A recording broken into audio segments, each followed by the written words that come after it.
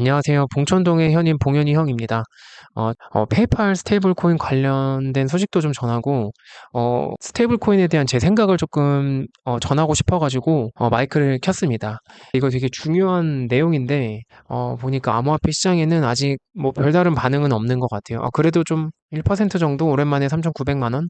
일단 이 페이팔 스테이블 코인이 뭐냐면, 페이팔이 이제 성장이 계속해서 이제 정체되다 보니까 뭔가 새로운 동력으로 2022년도부터 이 준비한 프로젝트로 알고 있고요. 페이팔은 잘 아시다시피 테슬라의 일론 머스크랑 이제 팔란티아의 피터 틸이 이제 공동 창업한 온라인 송금 및 이제 전자지불 에스크로 서비스를 운영하는 회사고요. 2002년도에 이제 이베이에 매각이 됐고 현재 시가총액은 대략 한 100조 정도 되는 미국에서 시가총액 순서로 대략 110등 정도 하는 회사고 우리로 치면 하이닉스 정도 규모에 되는 회사 라고 이제 좀 보시면 될 것 같은데요. 어쨌든 여기가 이제 이더리움 네트워크 위에 기존의 테더사에서 발행한 USDT나 이제 서클에서 발행한 USDC 같이 미국 달러랑 1대1로 대등한 가치가 패깅되는 유지되는 스테이블 코인을 발행을 했고요. 규모를 살펴보면 대략 뭐 2,600만 달러, 그러니까 원화 한화 기준으로는 한 342억 정도 되는 규모고요. 크다면 크고 작다면 작은 금액인데 계속 발행량이 늘어날 거니까 그 부분이 좀 중요한 것 같고요. 제가 봤을 때는 다른 스테이블 코인이랑 조금 다른 점이 뭐냐면 조금 더 사용자들에게 신뢰를 줄 수 있다는 점이 좀 차별점이다라고 좀 생각이 드는데요.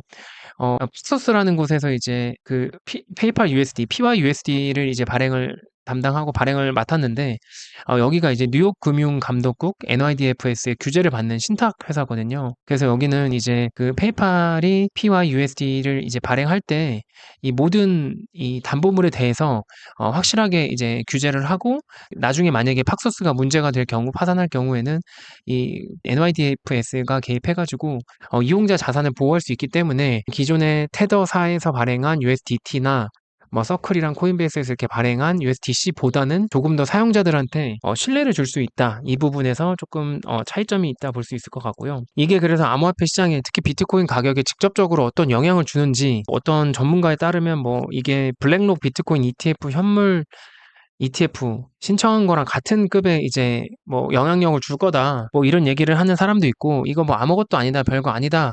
라고 이제 말을 하는 사람도 있는데요. 개인적으로는 페이팔의 스테이블 코인 발행 자체는 사실 뭐 비트코인의 가격과 직접적인 연관은 없을 수 있지만 이 크립토 시장 전체에 대한 신뢰도나 대중들한테 불확실성은 좀 줄여줄 수 있기 때문에 뭐 그 정도의 호재는 있을 것 같다 생각하고요. 제가 중요하게 이제 보는 부분은 이 부분입니다. 지금 현재 다들 아시다시피 미국이 재정 적자가 심하고 그래서 어쩔 수 없이 계속해서 국채를 발행을 해야 되는 상황입니다. 그런데 지금 기존에는 미국의 국채를 많이 사주던 중국이랑 러시아가 이제 더 이상 미국의 국채를 살려고 하지 않고 뭐 그렇다고 한국이나 유럽, 일본이 이 국채를 다 받아주는 데는 또 한계가 있거든요. 어쩔 수 없이 미국은 미국의 국채를 보유하고자 하는 수요를 만들어내야 되는데 제가 봤을 때는 뭐 이런 식으로 스테이블 코인이 생겼을 때 스테이블 코인에 대해서 미국 채권이나 미국 어떤 예금 달러를 담보물로 하도록 하고 미국이 보증하고 허용한다면 미국 채권에 대한 새로운 수요가 계속해서 늘어날 수 있기 때문에 미국도 안심하고 국채를 계속해서 발행할 수 있다. 뭐 이렇게 생각을 하고요. 아시다시피 이 웹3 세상에서 변동성이 높은 비트코인을 사람들이 단기 결제 수단으로서는 현실적으로 좀 선호하지 않는 부분들이 있잖아요. 가치 저장의 수단이나 미래의 저축을 위해서는 그 정도 변동성을 견뎌낼 수 있는 사람들은 저축을 하지만 실제 이제 거래 수단으로서는 아무래도 저도 비트코인보다는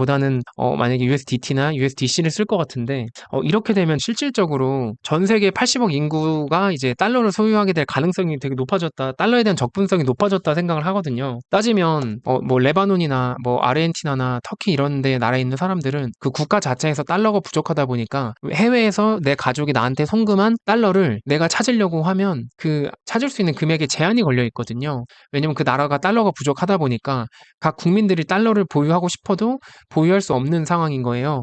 이렇게 이제 달러 채권을 기반으로 달러 스테이블 코인을 발행을 하면 달러를 필요로 하는 사람들의 제3세계나 자국 화폐 가치가 폭락하는 나라의 사람들한테는 굉장히 이제 인기가 많을 것 같고요.